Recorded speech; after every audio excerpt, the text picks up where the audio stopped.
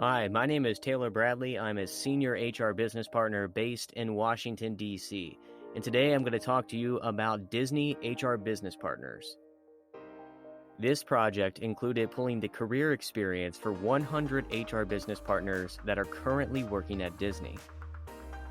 You were going to learn the years of career experience by level, the median tenure held at previous companies by level, and the educational background of the sample group of business partners that we are reviewing. This analysis only includes open source information.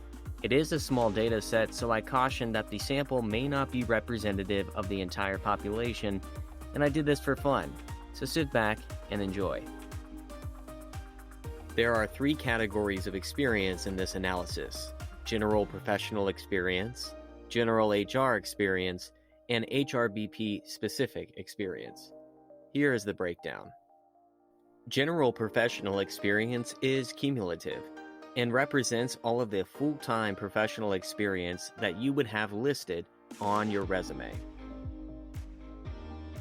General HR experience represents any full-time experience that you have had in any vertical of HR. HRBP track-specific experience represents all of the HRBP or equivalent roles the professional has had. Often, this is the smallest of the 3 metrics. When reviewing the sample group's experiences, I was able to ascertain 5 unofficial levels: associate, HRBP, manager, senior manager, and director. For the purposes of this video, we will only be reviewing 4 levels: HRBP, manager, senior manager, and director. As seen here, the ranges that you are about to review only represent the interquartile range, with the dark circle representing the median. Here we see the general cumulative professional experience in years. On our vertical axis, you see the HRBP levels, and on the horizontal axis, you see the number of years. Here, we see the ranges for general HR experience in years. If you recall, this represents any experience that you would have had in any vertical within HR, including HRBP experience. Here, you see HRBP track-specific experience in years. This only represents HRBP or equivalent experience. This is the smallest of the 3 metrics we're reviewing.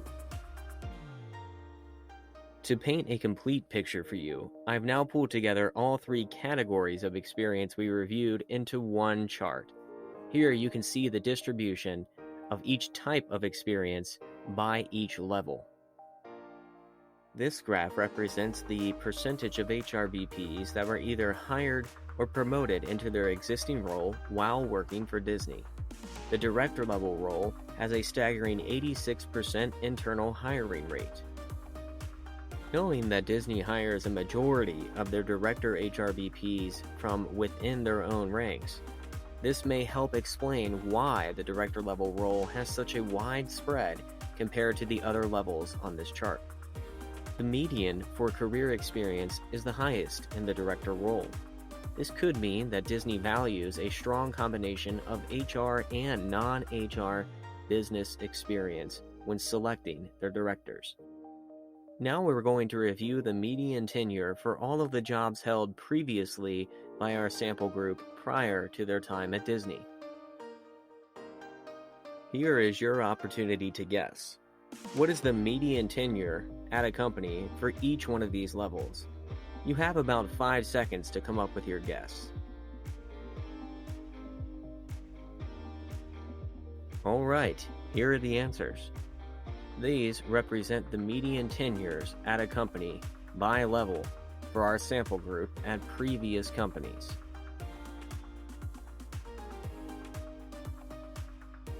In the next slide, I'm going to review with you some of the general characteristics of experience in companies our HRBPs have come from. Disney loves to hire and develop from within.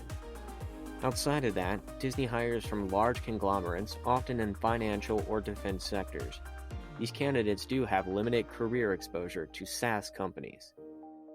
Now here is what I've learned about the educational background of our sample group by reviewing open source information.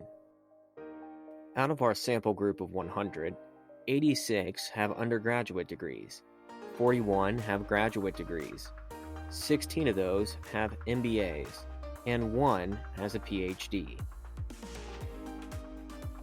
Disney appears to have an internal development program known as Disney Aspire. This covers 100% of tuition, books, and materials, and enables employees to pursue degrees unrelated to their job.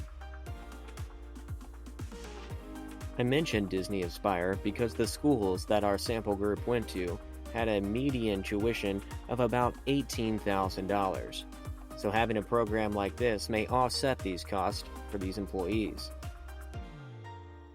With a median tuition bill of $18,000 per year, the estimated monthly student loan repayment cost would be $749.32.